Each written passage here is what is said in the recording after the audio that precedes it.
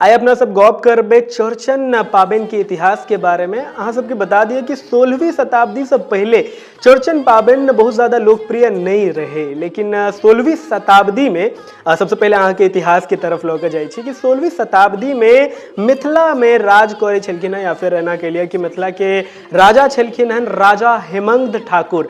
और हुनका ने लोभ लालच नहीं रहे गद्दी के, लेकिन तहियो ओ राजा घोषित भेलखिन। अब अपन शासनकाल में ओ कर नहीं देलखिन, और ओहि टाइम में भारत में मुगल साम्राज्य चले छले हैं, तो वो कर नहीं देलखिन, जै कारण से अकबर के पता चलले ई गप। और अकबर जे छे मुगल के भेजलखिन कि जाओ और हिनका लऽ कऽ आबू। तखन हेमंत के लऽ कऽ गेल गेले दिल्ली, और दिल्ली में हुनका कारागार में दऽ देल गेले। तऽ जखन राजा हेमंत जेल में छलखिन तखन ओ एकटा ग्रंथ के रचना करै छथिन जेकर नाम छै ग्रहणमाला।